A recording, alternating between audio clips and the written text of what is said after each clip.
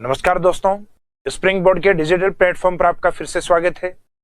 आज स्टार्ट करेंगे हमने जो लास्ट क्लास में हमने कंप्लीट किया था कृषि विकास वाला जो कुछ पोर्शन, उसके आगे का पार्ट। एग्रीकल्चर डेवलपमेंट या उसके विकास के लिए सरकार अपने स्तर पे कई तरीके के प्रयास कर रही है, जिसमें एक तो एग्रीकल्चर रिलेवेंट जो अपने रिवॉल्यूशन अर्थात जो क्रांतियां हैं जो हमने लास्ट क्लास में कवर की, उसके बाद में एग्रीकल्चर से रिलेवेंट जो रिसर्च सेंटर हैं, जो आईसीआर अर्थात सेंट्रल गवर्नमेंट के और अपने स्टेट गवर्नमेंट के जो रिसर्च सेंटर हैं उनको कवर किया था। उसके बाद में कुछ इंपॉर्टेंट एग्रीकल्चर क्रॉप्स हैं जिनकी फसलों को अपन ने हाइब्रिड अर्थात कुछ इंपॉर्टेंट जिनसेज उनकी अपन ने डेवलप की हैं, उनके बारे में लास्ट क्लास तक हमने कवर कर लिया था। उसके आगे का जो पार्ट है वो हम कंटिन्यूस करते हैं एग्रीकल्चर डेवलपमेंट रिलेवेंट जो कार्यक्रम है उसके तहत। अब उसमें नेशनल लेवल के कुछ इंपॉर्टेंट कार्यक्रम हैं जो कृषि विकास को लेकर स्टार्ट किए गए हैं, जिसमें एक कार्यक्रम है नेशनल हॉर्टिकल्चर मिशन अर्थात मुख्यतः बागवानी को लेके जो कार्यक्रम स्टार्ट किया गया है। बागवानी में सामान्यतः जो अपने फ्रूट्स हैं, अपना जो सब्जी वाला है, फूल उत्पादन है अर्थात फल फूल और जो सब्जियों का उत्पादन है, ये हमारे हॉर्टिकल्चर या बागवानी का पार्ट माना जाता है, जिससे किसान को आमदनी अधिक प्राप्त हो सके। उसके लिए इस कार्यक्रम को सेंट्रल लेवल पे या राष्ट्रीय स्तर पे 2005-06 में स्टार्ट किया गया, जिसका main object to promote horticulture अर्थात बागवानी को बढ़ावा देना, जिसमें फाइनेंशियल कोऑपरेशन है वो सेंट्रल गवर्नमेंट के द्वारा 60% और बाकी जो रिमेनिंग है 40% वो स्टेट के द्वारा लगाया जाएगा। और इस कार्यक्रम में राजस्थान के वर्तमान में 24 डिस्ट्रिक्ट हैं जिनको शामिल किया गया है। तो इसमें लास्ट में एक लाइन आप मेंशन कर सकते हैं। इस कार्यक्रम में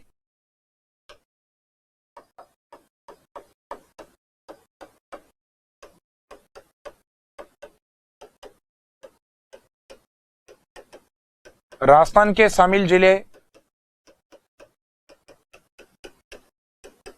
इनकी काउंटिंग जनरली एग्जाम में कई बार पूछ ली जाती है। तो हॉर्टिकल्चर में राजस्थान की ओर से स्टार्टिंग फेज में केवल 14 जिले शामिल किए गए थे, बाद में इसमें 10 डिस्ट्रिक्ट और बढ़ा दिए गए, अर्थात इसमें एट प्रेजेंट हॉर्टिकल्चर मिशन में राजस्थान की ओर से 24 डिस्ट्रिक्ट शामिल है। इसके बाद में हम देखते हैं next national micro irrigation mission. Micro irrigation का मीनिंग है कुछ इस प्रकार की सिंचाई तकनीक को अपनाया जाए ताकि जो जल है उसका यूटिलाइजेशन अर्थात जो उपयोग है वो सही किया जा सके या उचित उपयोग किया जा सके।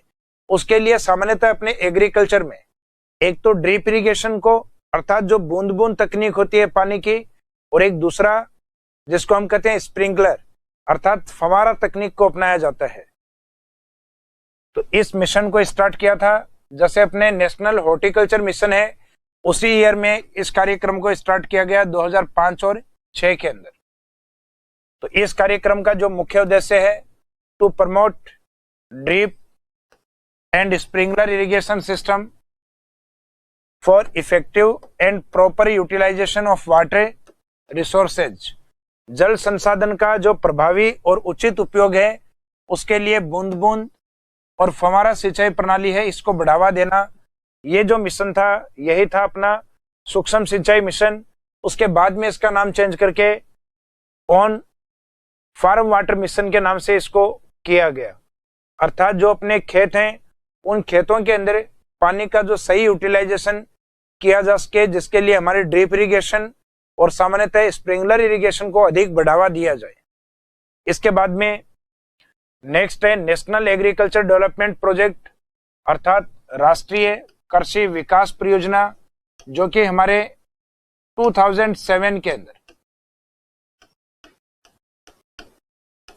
11th 5 ईयर प्लान अर्थात जो 11वीं पंचवर्षीय योजना थी, उसका एक प्रमुख उद्देश्य ये था कि आने वाले कुछ समय के अंदर हमारा जो एग्रीकल्चर है जिसमें इन्वेस्टमेंट जनरली गवर्नमेंट के द्वारा कम किया जाता है, उस इन्वेस्टमेंट को बढ़ा के और अधिक किया जाए ताकि एग्रीकल्चर डेवलपमेंट पॉसिबल हो, कृषि विकास संभव हो। तो कृषि विकास को बढ़ाने के लिए मुख्य उद्देश्य माना कि to promote investment in agriculture, कृषि में मुख्यतः निवेश को बढ़ावा देने के लिए इस स्कीम को स्टार्ट किया, ताकि अगर एग्रीकल्चर में इन्वेस्टमेंट बढ़ेगा तो कृषि विकास धीरे धीरे अपने आप बढ़ता जाएगा। तो एग्रीकल्चर डेवलपमेंट के लिए जरूरी है एग्रीकल्चर इन्वेस्टमेंट को बढ़ाना। अब इसमें जनरली जो सेंट्रल गवर्नमेंट और स्टेट गवर्नमेंट का जो रेशियो है, सामान्यतः अभी हमारे जो राष्ट्रीय स्तर पे एग्रीकल्चर रिलेवेंट सामान्यतः जितनी भी योजनाएं हैं 90% जो स्कीम है उसमें सेंट्रल गवर्नमेंट ने अपना जो बजट रेशियो है वो कम करके 60% कर लिया है, और बाकी 40% जो भार है वो मुख्यतः राज्यों के ऊपर रखा गया है। उसके बाद में है नेक्स्ट बंबू मिशन, अर्थात राष्ट्रीय स्तर पे बांस उत्पादन को बढ़ाने के लिए इस कार्यक्रम को स्टार्ट किया गया 2007-8 के अंदर, और इससे जस्ट पहले वाला एग्रीकल्चर डेवलपमेंट जो प्रोग्राम है ये भी 2007-8 का है, और ये जो नेक्स्ट प्रोग्राम है ये भी 2007-8 का। और इस कार्यक्रम का जो मेन ऑब्जेक्ट है to promote production of bamboo, अर्थात बांस उत्पादन को बढ़ावा देना है। और इस स्कीम या इस कार्यक्रम में जैसे कि हॉर्टिकल्चर जो प्रोग्राम था जो लास्ट स्लाइड में हमने देखा था स्टार्टिंग वाले में, जिसमें राजस्थान के कितने डिस्ट्रिक्ट शामिल किए गए थे, 24 डिस्ट्रिक्ट, उसी तरीके से बंबू जो मिशन है उसमें भी राजस्थान के कुछ इंपॉर्टेंट डिस्ट्रिक्ट हैं जिनको शामिल किया गया है, और इसमें सामान्यतः राजस्थान के दक्षिणी पूर्वी जिले शामिल होते हैं।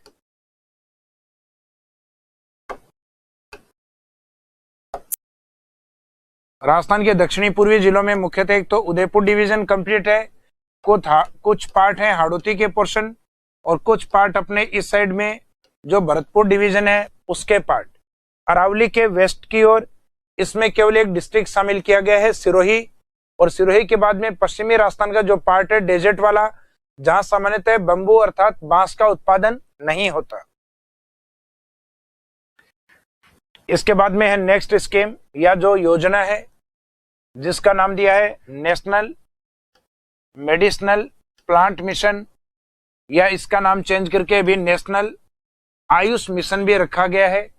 इसका मुख्य उद्देश्य है कि सामान्यतः उन प्लांट्स या उन पौधों को बढ़ावा देना जो मुख्यतः औषधि अर्थात मेडिसिन के रूप में जिनका यूज किया जाता है।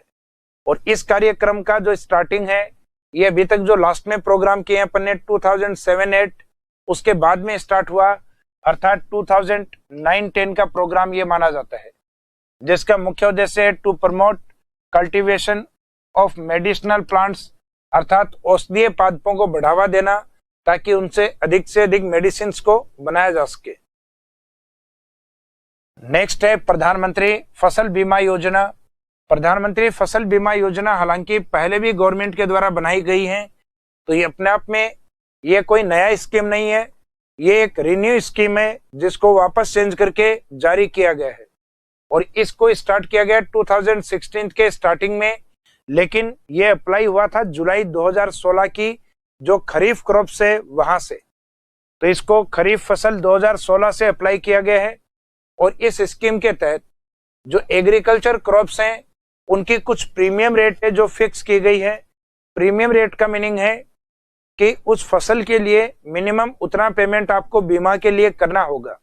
अगर रबी क्रॉप्स हैं तो रबी क्रॉप्स में बीमा के लिए कम से कम 1.5%, अर्थात किसी किसान के खेत में जैसे कि एक अनुमान लगाया गया कि 1 लाख रुपए की फसल अगर है तो उसको बीमा करवाने के लिए रबी क्रॉप्स में 1500 रुपए जमा करवाने होंगे। अगर 1 लाख रुपया अनुमान लगाया गया है और फसल रबी नहीं होके अगर खरीफ है तो 2% प्रीमियम उसका लगेगा किसान का, इसका मीनिंग है 2000 रुपए में बीमा किया जाएगा। और अगर सामान्यतः रबी और खरीफ दोनों ही फसलें नहीं हो और उसमें कोई कैश क्रॉप्स हो या कॉमर्शियल क्रॉप्स हो, अर्थात जो हॉर्टिकल्चर या जो बागवानी फसलें होती हैं, तो उनमें सामान्यतः किसान का इन्वेस्टमेंट अधिक होता है और उसमें अगर नुकसान भी किसी भी तरीके से होता है तो नुकसान भी बड़ा होगा। तो जो कंपनीज हैं जो बीमा कवरेज देती हैं, उन कंपनियों ने बागवानी फसलों के लिए या हॉर्टिकल्चर फसलों के लिए जो प्रीमियम रेट है वो इन्होंने 5% तय की है, अर्थात बागवानी और व्यापारिक फसलों के लिए प्रीमियम हमारा 5%। तो जैसे नाम थोड़े बड़े हो रहे हैं वैसे प्रीमियम भी थोड़ा थोड़ा बढ़ता जा रहा है इसमें। जैसे रबी 1.5%, खरीफ 2% और बागवानी है उसमें 5%। उसके बाद में इससे संबंधित कुछ एक पॉइंट्स और भी हैं जो हम कवर करके चलते हैं बीमा योजना में। जैसे कि प्रधानमंत्री फसल बीमा योजना में स्टार्टिंग 3 ईयर तक जो बजट दिया गया है गवर्नमेंट के द्वारा वो 8800 करोड़ रुपए अर्थात 8800 करोड़ रुपए है। ये बजट अगले 3 साल तक अर्थात 2016 से 19 तक के लिए रखा गया और इसमें तय किया गया कि देश के लगभग जो 50% फार्मर हैं अर्थात 50% जो किसान हैं उनको इस बीमा कवरेज से जोड़ा जाएगा। तो इसमें टोटल ये बजट रखा गया है और जिन किसानों को टारगेट किया जाएगा 50% फार्मर्स को इस स्कीम के तहत जोड़ लिया जाएगा। इसके बाद में नेक्स्ट पॉइंट है, ये जो स्कीम है मुख्यतः किसान जो क्रेडिट धारक हैं उनके लिए अनिवार्य होगी। इसका मीनिंग है सभी किसानों के लिए कंपलसरी स्कीम नहीं है, लेकिन सामान्यतः वो किसान जिसको जमीन के बदले उसका एक क्रेडिट मिलता है अर्थात केसीसी कार्ड मिलता है, किसान क्रेडिट कार्ड जिसके पास होता है वो जमीन के ऊपर लोन ले सकता है और उस ऋणी किसान को इस स्कीम के तहत अपनी फसल का बीमा करवाना होगा। क्योंकि सामान्यतः जब अकाल की स्थिति होती है या किसी भी प्रकार का नुकसान होता है तो जो ऋणी किसान है वो सरकार के या गवर्नमेंट के खिलाफ आंदोलन में सबसे आगे होता है। तो वो किसान वो आंदोलन नहीं करे, क्योंकि अगर उसको किसी प्रकार का नुकसान है तो उसकी फसल का बीमा किया हुआ होगा तो उसको बीमा कंपनी है वो बजट या वो पैसा लौटाती है। तो सामान्यतः ये जो स्कीम है सभी प्रकार के किसानों के लिए अनिवार्य नहीं है, लेकिन जो केसीसी धारक हैं उनके लिए कंपलसरी होगी। जैसा कि पहले जो लास्ट इसमें एक थीम और रखी गई है, वन नेशन वन स्कीम। इसका मीनिंग क्या है, जैसे कि देश में पहले के समय सभी राज्यों में जो बीमा कवरेज या जो बीमा प्रीमियम जो था वो एक समान नहीं था, इक्वल नहीं था। जिन स्टेट में सामान्यतः मॉनसून की अनसर्टेनिटी रहती है अर्थात अनिश्चितता होती है, उन राज्यों में फसल का जो बीमा है वो अधिक लिया जाता था अर्थात जो राशि है वो अधिक ली जाती थी। और बाकी जिन राज्यों में सामान्यतः मानसून का आना निश्चित होता है या समय से मानसून आता है, उन राज्यों से जो बीमा कवरेज है वो कम लिया जाता था। लेकिन 2016 की इस स्कीम के बाद प्रधानमंत्री नरेंद्र मोदी जी के द्वारा घोषणा की गई कि हमारी जो नई फसल बीमा योजना है ये वन नेशन में वन स्कीम की तरह काम करेगी अर्थात एक राष्ट्र में एक योजना की तरह काम करेगी। इसमें यह नहीं होगा किसी दूसरा स्टेट जहां अच्छा मानसून आता है उसको अधिक पार्सलिटी अर्थात उसको अधिक छूट दी जाएगी और जिन स्टेट में जनरली अकाल की स्थिति होती है उनसे प्रीमियम भी अधिक लिए जाएंगे और उनको लास्ट में जो राशि है वो भी कम प्रोवाइड करवाई जाती है। इसके बाद में नेक्स्ट है प्रोजेक्ट गोल्डन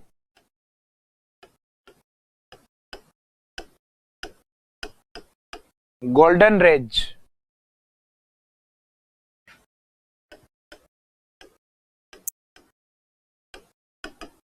जैसा कि मक्के का जो कलर होता है वो सामान्यतः गोल्ड कलर का होता है और राजस्थान के आदिवासी क्षेत्र में मुख्यतः उदयपुर और बांसवाड़ा वाला जो क्षेत्र है उसमें मक्के के उत्पादन को बढ़ाने के लिए 11th 5 ईयर प्लान में एक प्रोग्राम चलाया गया गोल्डन रेज। तो गोल्डन रेज का जो संबंध है वो मुख्यतः मक्के के उत्पादन को बढ़ाने को लेकर है। तो according to 11th 5 year programme maize production is very low in Udaipur and Banswara. So by this project to increase the production by the best genes. इसका मीनिंग है इस कार्यक्रम के तहत जो उदयपुर बांसवाड़ा की और मक्के का उत्पादन है उसको और अधिक इंक्रीज किया जाए, उसको और अधिक बढ़ाया जाए। इसके बाद नेक्स्ट स्कीम आती है सोइल हेल्थ कार्ड स्कीम अर्थात मृदा स्वास्थ्य कार्ड योजना। इस स्कीम को स्टार्ट किया गया था अपने राजस्थान स्टेट से। यह भी अपने आप में एक नेशनल स्कीम है, राष्ट्रीय स्तर की योजना है जिसकी शुरुआत सूरतगढ़ श्री गंगानगर वाले पार्ट से हुई मानी जाती है। इस स्कीम का जो मुख्य उद्देश्य है वो proper use of fertiliser in the land, मुख्यतः भूमि में उर्वरकों का उचित उपयोग करना। अर्थात जैसे कई बार कोई व्यक्ति बीमार होता है तो मेडिकल की दुकान पे जाके और सीधा टेबलेट लेता है, और वो टेबलेट या जो मेडिसिन लेता है उससे वो और अधिक बीमार हो जाता है कई बार। इसका मीनिंग उस व्यक्ति को जो बीमारी थी उस बीमारी का उसने प्रॉपर इलाज नहीं लेकर सामान्यतः उसने उस मेडिसिन का यूज किया जो उसकी बीमारी से रिलेवेंट नहीं है। तो किसान कई बार क्या करता है, अपनी जो भूमि के अंदर फर्टिलाइजर यूज करना होता है वो ऐसा फर्टिलाइजर यूज करता है जो कि उस जमीन के लिए रिक्वायरमेंट ही नहीं थी। तो उसके लिए राष्ट्रीय स्तर पे एक योजना, एक प्लान घोषित किया गया कि आप अपनी पहले जो सोइल है उसकी हेल्थ की जांच करवाएं और उसके बाद में उसी के अकॉर्डिंग उसमें फर्टिलाइजर का यूज करें। तो इसका मीनिंग है राइट फर्टिलाइजर का जो यूटिलाइजेशन है, सही उर्वरक का जो उपयोग है वो तभी पॉसिबल होगा जब आप अपनी मृदा की स्वास्थ्य जांच करवा के और उसका स्वास्थ्य कार्ड बनवाते हैं। सॉरी। इसके बाद में नेक्स्ट स्कीम है prime minister agriculture irrigation programme, अर्थात प्रधानमंत्री कृषि सिंचाई योजना, जिसका मुख्य उद्देश्य है कि देश के प्रत्येक किसान और उसके खेत तक इरिगेशन के लिए वाटर सप्लाई की जाए। तो इसके लिए जरूरी है कि हमारे देश में सबसे पहले तो किसानों को ड्रिप इरिगेशन और स्प्रिंकलर इरिगेशन है उसके लिए मोटिवेट करना, ताकि वो पानी का सही उचित उपयोग करेंगे तो सभी किसानों तक पानी या इरिगेशन जो वाटर है उसका पहुंचना पॉसिबल है। तो एक तो इस स्कीम को स्टार्ट किया था अपने बजट ईयर 2015-16 को, और इसमें जो ऑब्जेक्ट या जो टारगेट ईयर है वो रखा गया 2020 अर्थात 2020 तक। It's a 5 year plan. यह एक वैसे पंचवर्षीय योजना के रूप में है जिसका थीम सेंटेंस रखा गया है पर ड्रॉप मोर क्रॉप, प्रति बूंद अधिक उत्पादन। तो प्रति बूंद अधिक उत्पादन या अधिक फसल कब होगी, जब सामान्यतः अपन पानी का जो यूटिलाइजेशन है वो ड्रिप इरिगेशन या स्प्रिंकलर इरिगेशन के माध्यम से करेंगे तब। इसका जो मेन ऑब्जेक्ट है water supply to each field and each farmer for irrigation till 2020, अर्थात 2020 तक देश के प्रत्येक किसान और प्रत्येक खेत तक सिंचाई के लिए जल आपूर्ति की जाएगी। ये इस स्कीम का मुख्य मोटो या उद्देश्य कह सकते हैं अपन। इसके बारे में जनरली एग्जाम में पूछ लिया जाता है। प्रधानमंत्री कृषि फसल सिंचाई जो योजना है वो कब स्टार्ट हुई, 2015-16 में, और कृषि फसल बीमा योजना कब स्टार्ट हुई, 2016 में, अर्थात 2016 के अंदर। नेक्स्ट है प्राइम मिनिस्टर किसान सम्मान निधि योजना। किसान को सम्मानित करने के लिए एक निधि या एक राशि का प्रावधान किया गया, और इस स्कीम को स्टार्ट किया था 2019 के अंदर, 2019 के अंदर, जिसमें तय किया गया था कि हर किसान को साल में एक बार सब्सिडी दी जाएगी। एक बार का मीनिंग यह है कि एक धनराशि उसको दी जाएगी, और ये धनराशि रहेगी 6,000 रुपए पर ईयर, जिसको एक मुश्त या एक साथ नहीं देके इसको 4 मंथ के हिसाब से 2000, 2000 और 2000 3 बार किसान को दिया जाएगा। तो after every 4 months 2000 rupees is given to farmer. प्रत्येक 4 माह के बाद किसान को 2000 रुपए प्रोवाइड करवाना, अर्थात 12 महीने में 6000 रुपए किसान को देना। हालांकि इसमें स्टार्टिंग में कंडीशन रखी गई थी कि जिस किसान के पास 2 हेक्टेयर से कम भूमि होगी ये स्कीम केवल उसी किसान को दी जाएगी। जबकि प्रधानमंत्री मोदी जी 2019 में जैसे ही चुनाव जीतते हैं तो उसके बाद में इसमें घोषणा होती है कि जो मिनिमम 2 हेक्टेयर वाली जो लैंड थी वो वाला जो प्रोविजन इसमें रखा गया था उसको हटा दिया गया। उसके बाद में भी हालांकि कई इसमें कंडीशन है, घर में कोई सरकारी नौकरी में नहीं होना चाहिए। तो इस तरीके के इसमें कुछ एक कंडीशंस के साथ, और किसान को ये रुपए साल भर में एक बार सब्सिडी के रूप में दिए जाते हैं। तो उन कंडीशन में बहुत ही कम ऐसे किसान होते हैं, हालांकि इसके बाद भी काफी बड़ी जनसंख्या है, लेकिन अपन देखते हैं सामान्यतः ग्रामीण क्षेत्रों में घर परिवार में सामान्यतः लोग खेती में लगे हुए रहते हैं। उनके परिवार में जैसे कोई व्यक्ति किसी भी सर्विस में है, किसी भी सर्विस सेक्टर में है, तो इसका मीनिंग वो व्यक्ति इस स्कीम का लाभ नहीं उठा सकते। नेक्स्ट है कृषि फार्मों की स्थापना। तो अपने इस्टेब्लिशमेंट ऑफ एग्रीकल्चर फार्म, तो कृषि फार्म जनरली हम अपना जो खेत है उसको भी एग्रीकल्चर फार्म कहते हैं। तो कुछ ऐसे एग्रीकल्चर फार्म जो फॉरेन इन्वेस्टमेंट के द्वारा इस्टेब्लिश किए गए, हम चर्चा उनकी करेंगे, जो राजस्थान के श्री गंगानगर में 2 जगह इस्टेब्लिश्ड है, जिसमें एक है अपना सूरतगढ़ एग्रीकल्चर फार्म और नेक्स्ट है अपना जेतसर एग्री फार्म। तो इन एग्रीकल्चर फार्म में मुख्यतः फॉरेन इन्वेस्टमेंट रहे हैं, जैसे सूरतगढ़ वाले में रहा है रूस का सहयोग, जिसको 1956 में स्टेब्लिश किया गया था। यह राजस्थान का फॉरेन इन्वेस्टमेंट में पहला कृषि फार्म है, जबकि दूसरा जो जेतसर है उसमें फॉरेन इन्वेस्टमेंट रहा है कनाडा का, और इसने 1962 में इस एग्री फार्म या इस एग्रीकल्चर फार्म को स्थापित किया। तो राजस्थान में फॉरेन इन्वेस्टमेंट के जो 2 कृषि फार्म है वो राजस्थान के उत्तरी भाग वाले डिस्ट्रिक्ट में अर्थात श्री गंगानगर में स्थित है, जिसमें एक सूरतगढ़ और दूसरा जेतसर के नाम से। सूरतगढ़ वाला है रूस का इन्वेस्टमेंट और जेतसर है वो कनाडा के इन्वेस्टमेंट के सहयोग से स्थापित किया गया है। इसके बाद में नेक्स्ट आता है एग्रीकल्चर डेवलपमेंट के लिए सामान्यतः कृषि विश्वविद्यालयों की स्थापना करना।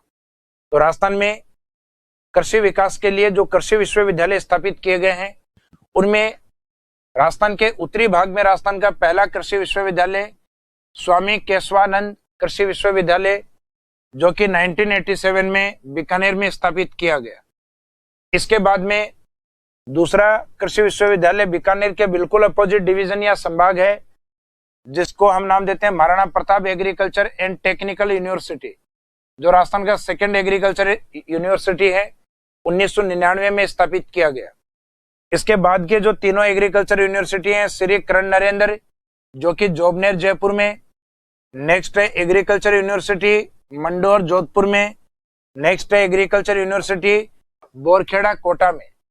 लास्ट वाले जो तीनों हैं ये एक साथ स्टेब्लिश किए गए 2013 में अर्थात 2013 के अंदर। तो राजस्थान में वर्तमान में जो एग्रीकल्चर यूनिवर्सिटीज हैं उनको इस तरीके से आपको याद रखना है कि उसमें एक तो है राजस्थान के उत्तरी भाग या संभाग वाले पार्ट में बीकानेर की ओर, एक बिल्कुल इसके अपोजिट उदयपुर की ओर, बाकी 3 पॉइंट्स आपको ये लेने हैं, जिसमें एक जोधपुर, एक जयपुर वाला पार्ट और एक कोटा वाला पार्ट, जिसमें जयपुर वाले को नाम दिया गया है करण नरेंद्र, बाकी नए वालों के नाम डिस्ट्रिक्ट के नाम से ही हैं, Jodhpur agriculture university, Kota agriculture university, जबकि स्टार्टिंग में जो बीकानेर जो राजस्थान का ऊपर की ओर संभाग है, यहाँ पे राजस्थान का first agriculture university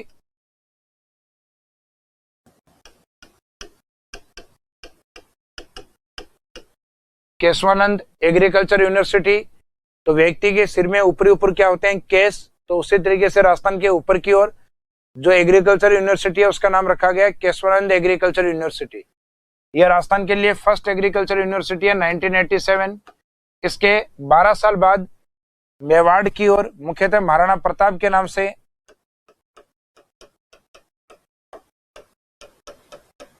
Maharana Pratap कृषि एवं तकनीकी विश्वविद्यालय अर्थात एग्रीकल्चर एंड टेक्निकल यूनिवर्सिटी है, ये स्थापित की गई, जो कि 1999 में स्थापित हुई। और बाद वाली जो तीनों है जोधपुर, जयपुर एंड कोटा, इनको एक साथ स्टेब्लिश किया गया था कांग्रेस गवर्नमेंट के द्वारा 2013 के अंदर। तो वर्तमान में राजस्थान में एग्रीकल्चर रिसर्च को बढ़ावा देने के लिए राजस्थान में मुख्यतः 5 एग्रीकल्चर यूनिवर्सिटी हो चुकी हैं। इसके बाद में राजस्थान की नवीनतम कृषि नीति जिसे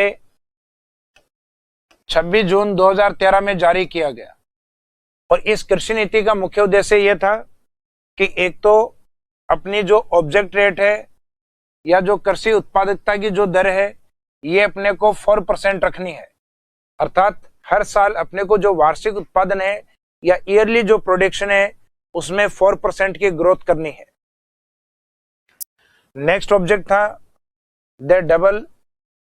to double the production of food grain in next 10 year, अर्थात जो खाद्यान्न है उसे अगले 10 सालों के अंदर हमें दोगुना करना है। तो 2013 में जितना उत्पादित होता है उसका 2023 में अपने को जो फूड ग्रेन्स हैं अर्थात जो खाद्यान्न है उनके उत्पादन को डबल करना है। और एग्रीकल्चर में जो एनुअल प्लान के अकॉर्डिंग जो हम इन्वेस्टमेंट करते हैं 6% राशि, उस 6% राशि को बढ़ा के और उसको 10% तक किया जाना। तो नवीनतम कृषि नीति में 3 मेन ऑब्जेक्ट रखे गए। एक तो ईयरली एग्रीकल्चर प्रोडक्शन को 4% ग्रोथ के साथ बढ़ाना, एक मुख्यतः जो फूड ग्रेन्स होते हैं खाद्यान्न उनको नेक्स्ट 10 ईयर तक डबल कर लेना अर्थात दोगुना उत्पादित करना, और एग्रीकल्चर जो इन्वेस्टमेंट गवर्नमेंट ईयरली प्लान में अर्थात जो वार्षिक योजनाओं में 6% का देती है अप्रोक्सीमेट, उस इन्वेस्टमेंट को 6% से बढ़ा के और 10% तक करना। तो ये राजस्थान की नवीनतम जो कृषि नीति थी अर्थात जो 2013 की थी उसके अंदर इन प्रोविजंस को या इन ऑब्जेक्ट्स को रखा, इन मेन ऑब्जेक्ट हैं वैसे, तो इन ऑब्जेक्ट को रखा गया है।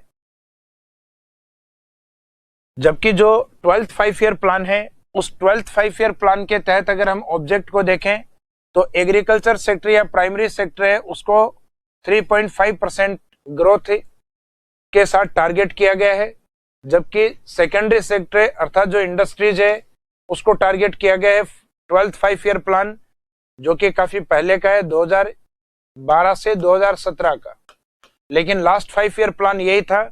उसके बाद 5 ईयर प्लान अपने समाप्त हो गए। इसलिए इंपॉर्टेंट है कि एग्रीकल्चर जो पॉलिसी है नीति है उसमें जो ईयरली एग्रीकल्चर ग्रोथ है वो अपनी रखी गई है 4%, जबकि 12th 5 ईयर प्लान के अंदर एग्रीकल्चर जो ग्रोथ है पर ईयर वो 3.5% अर्थात 0.5% यहाँ कम रखी गई है। जबकि सर्विस सेक्टर है उसके लिए टारगेट मैक्सिमम किया गया है कि इसमें जो ईयरली ग्रोथ है वो 9.5% तक हम करेंगे। तो मुख्यतः तीनों सेक्टर को याद रखना, प्राइमरी सेक्टर अर्थात एग्रीकल्चर की ग्रोथ रेट क्या होनी चाहिए, सेकेंडरी अर्थात जो इंडस्ट्रीज है उसकी ग्रोथ रेट, और लास्ट वाला जो सर्विस सेक्टर अर्थात जो सेवाएं हैं उनमें ग्रोथ रेट कितने % होनी चाहिए। नेक्स्ट है एग्रीकल्चर एक्सीलेंस सेंटर। सामान्यतः कुछ कृषि फसलें हैं जिनको और अधिक बेटर उत्पादित करने के लिए उनके एक्सीलेंस सेंटर राजस्थान में स्थापित किए गए हैं। उनमें कुछ प्रमुख एक्सीलेंस सेंटर जिनके बारे में जनरली आजकल जो रिसर्च सेंटर हैं उनसे एग्जाम में क्वेश्चन अभी तक अप्लाई हो रहे थे, आने वाले टाइम में हो सकता है एक्सीलेंस सेंटर से एग्जाम में क्वेश्चन अप्लाई हो। तो आने वाले एग्जाम के लिए अभी तक एक्सीलेंस सेंटर से सामान्यतः क्वेश्चन नहीं पूछे गए, इसलिए एक इंपॉर्टेंट पोर्शन है, यहाँ से क्वेश्चन एग्जाम में आ सकते हैं। इसमें एक आता है अपने डेट एक्सीलेंस सेंटर अर्थात खजूर उत्कृष्टता केंद्र। खजूर का जो उत्पादन है या उसके जो अनुकूल क्लाइमेट है वो मोस्टली पश्चिमी राजस्थान में अपने को देखने को मिलती है, जैसलमेर। तो इसका जो एक्सीलेंस सेंटर है यह सगरा भोज का जैसलमेर के अंदर स्थापित किया गया है। जबकि नेक्स्ट है ऑरेंज और सिट्रस अर्थात जो संतरा है और जो नींबू वर्गीय पादप होते हैं।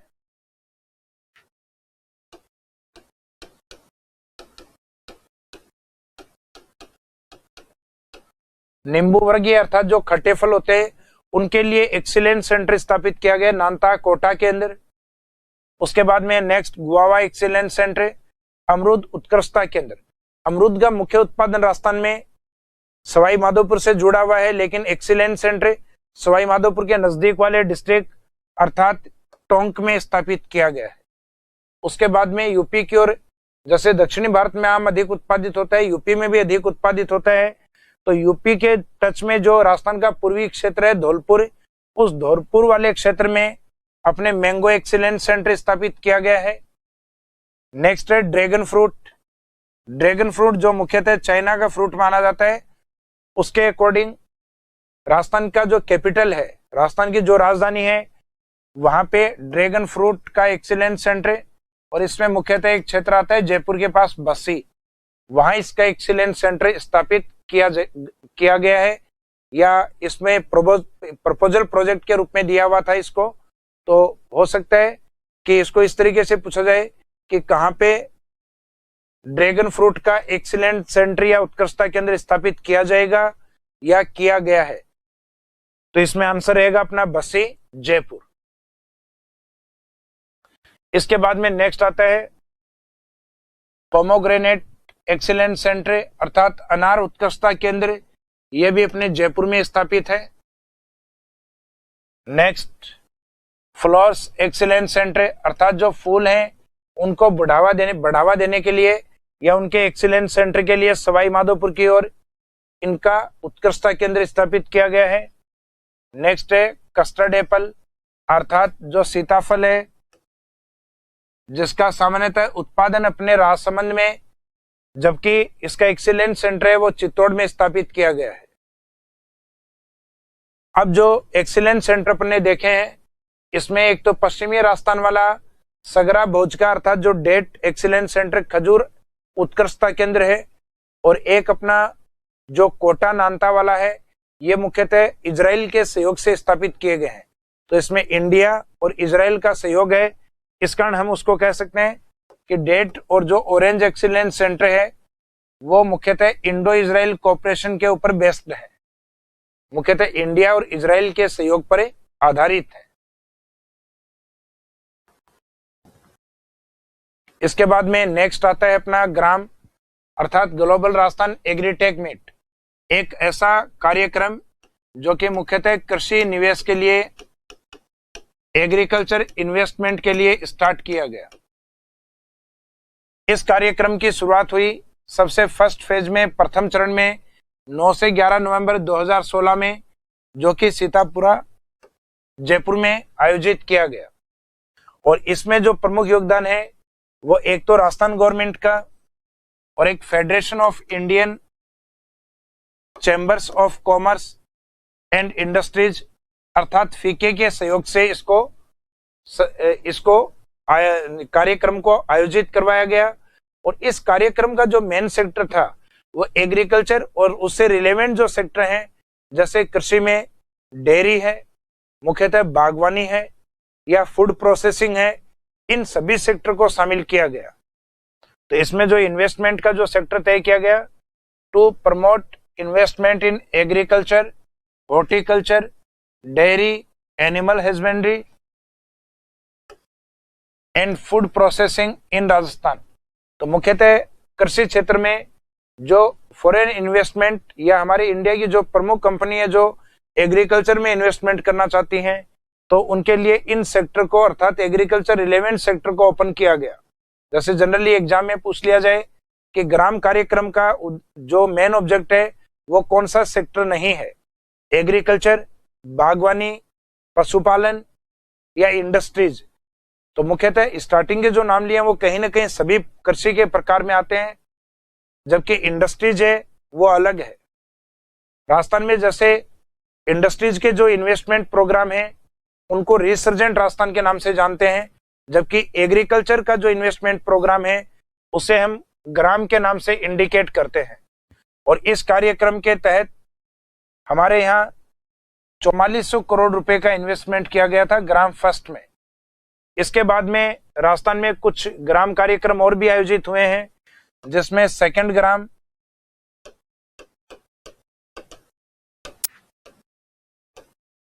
टू 2017 में मई के अंदर, थर्ड जो ग्राम कार्यक्रम है वो 2017 में नवंबर के अंदर आयोजित किया गया। एक प्रपोजल जो नंबर 4 पे ग्राम था जोधपुर में रखा गया, लेकिन बाद में 2018 में चुनावी दौर आने के कारण ग्राम कार्यक्रम को आयोजित नहीं करवाया गया। और उसके बाद में गवर्नमेंट चेंज होने के बाद एग्रीकल्चर इन्वेस्टमेंट के जो ग्राम कार्यक्रम है इनको वर्तमान में बंद किया हुआ है। उसके बाद में नेक्स्ट आता है ऑर्गेनिक एग्रीकल्चर पॉलिसी। ये हमारे 3rd ग्राम कार्यक्रम के अंदर रिलीज की गई, जारी की गई, जो कि मई 2017 में आयोजित करवाया गया। उस कार्यक्रम के बाद जून 2017 से राजस्थान में ऑर्गेनिक एग्रीकल्चर पॉलिसी आई। ऑर्गेनिक एग्रीकल्चर पॉलिसी का मीनिंग है सामान्यतः जो अपना केमिकल फर्टिलाइजर है उसका यूटिलाइजेशन या उपयोग है उसको कम किया जाए या समाप्त किया जाए और उसके स्थान पे ऑर्गेनिक फार्मिंग अर्थात जैविक कृषि को बढ़ावा दिया जाए। तो इसका मुख्य उद्देश्य है organic fertiliser use to increase land fertility, सामान्यतः भूमि की उर्वरता को बढ़ाने के लिए जैविक उर्वरकों का उपयोग बढ़ाना। राजस्थान के अंदर कहा जाता है कि जो फर्स्ट ऑर्गेनिक डिस्ट्रिक्ट है वो घोषित किया गया है अपने डूंगरपुर डिस्ट्रिक्ट को, जबकि फर्स्ट ऑर्गेनिक विलेज है ये घाटी गांव जो कि उदयपुर के जयसमंद में आता है। इसके बाद में फर्स्ट ऑर्गेनिक स्टेट जो कि देश में सिक्किम स्टेट को माना जाता है। सिक्किम स्टेट वो है जिसने अपने यहाँ केमिकल फर्टिलाइजर को कंप्लीटली बैन किया, पूर्णतः प्रतिबंधित किया। इसके बाद में हम देखेंगे जो हमारा लेटेस्ट 2020 और 2021 का जो एग्रीकल्चर का एक प्रोविजन डेटा है, अर्थात जो total food grain, total pulse, total oil seed crops इनके प्रोडक्शन है, उनके कितने होने की संभावना है और जो फाइनल एग्रीकल्चर के जो डेटाज हैं उनके अकॉर्डिंग राजस्थान के अंदर कौन सी फसल का उत्पादन कौन से क्षेत्र में सर्वाधिक होता है, इस चीज को हम एनालिसिस करेंगे अपनी एग्रीकल्चर की जो लास्ट क्लास होगी उसके अंदर, क्योंकि आगे वाला जितना भी पोर्शन है वो आपका जनरली हर साल आपका अपडेट होता है। तो उस पोर्शन को अपन जब भी अपडेट होगा तो उसको अपडेट किया जाएगा, लेकिन अभी जो नेक्स्ट क्लास में डेटा आएगा वो अभी तक जो अपडेट है उसके अकॉर्डिंग उस डेटा को रिलीज करेंगे अपन, नेक्स्ट क्लास में उसको पढ़ेंगे अपन। Thank you.